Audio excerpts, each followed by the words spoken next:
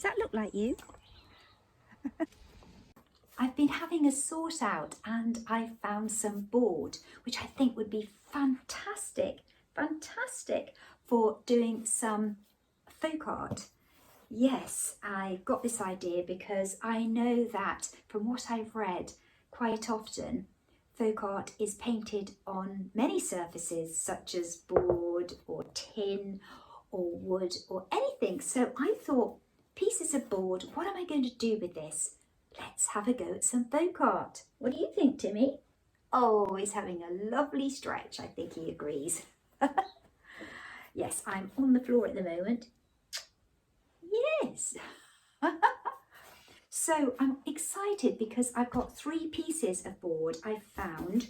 I'm not exactly sure where they came from. I think they came from some flat pack furniture. I think there's some shelves that went into something because there's white on one side and this chipboard colour on the other side. But they have been cut into a perfect square by the looks of it, pretty much. And so that means I can get going on a new project. Now, I've been doing a little bit of research into folk art and I found out some interesting facts about it. It's traditionally been the art of everyday people, telling stories through everyday objects they have to hand, such as tin or boats. Think about the beautiful canal boats that have been painted. I think folk art can be expressed in many ways, but today I'm going to be focusing on painting. In particular, I would love to focus on our pets. And I think Timmy can be a starting point. If you've just joined the channel or you've just joined me today, I fostered a rescue dog, an older rescue dog, and then I adopted him. I wanted to show you him with his toys because he started to play with, he's been with me a couple of weeks now, and he's just starting to play a bit more. He's coming out of his shell a little bit more. I just wanted to update you because you've left some lovely messages about him. He's settling in really well. Look, he's playing with his ball.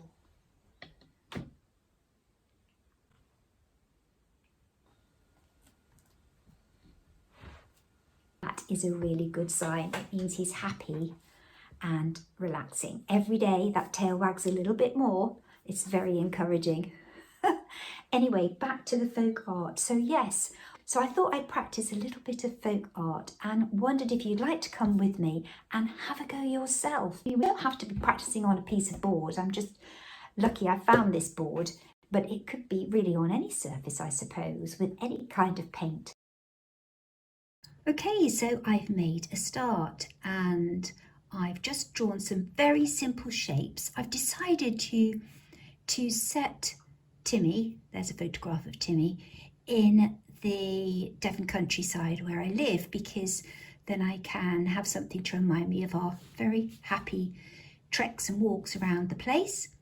And I have cheated a little bit, if you like. I've taken that photograph and I have done a little bit of a tracing and use that as a template. So I think that's fine. Let's make it easy for ourselves. Yeah, and it gives us a little bit of an outline. So I'm just starting off here with some blue sky. So in terms of the colours, I'm going to try and use some very bright colours, quite different to how I normally paint. I often use earth colours, muted colours, but this time I'm going to use some really bright colours and make it a really uplifting, upbeat painting, I think. So I'm going to try and minimise the amount of mixing I do. I will do some mixing, but I'm going to try and minimise it. And I'm also going to paint without using shadows because, well, as much as I can anyway. Normally I do try and do the shadows, but I'm going to try and leave those out a bit and give it that kind of folk art feel. So I have decided to incorporate a few features of the area that I live in, and I want it to be seasonal. So at the moment it's autumn, and that's also the time that I've got Timmy. So Timmy's come into my life during the autumn season. So I'm going to include some seasonal notes in terms of maybe the trees, the leaves, and I'm going to include the beautiful purple cyclamen that I'm seeing everywhere. These little flowers I guess they've escaped originally from somebody's garden and they're now creeping into the hedgerows. I've seen a lot of them recently. They're very pretty, so we'll include those as well.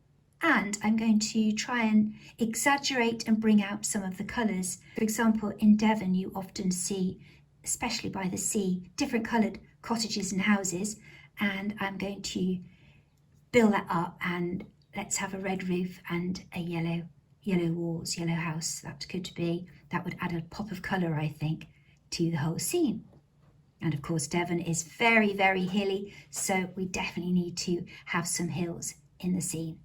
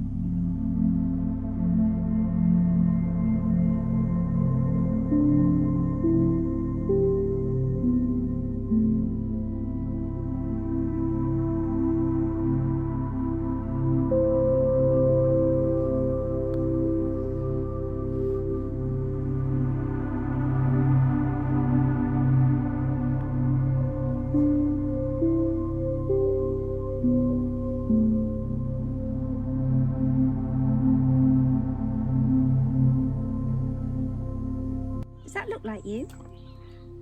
Thanks for coming along. It's been great to have your company. I hope you have a good week, and I'll see you again very soon. Bye for now.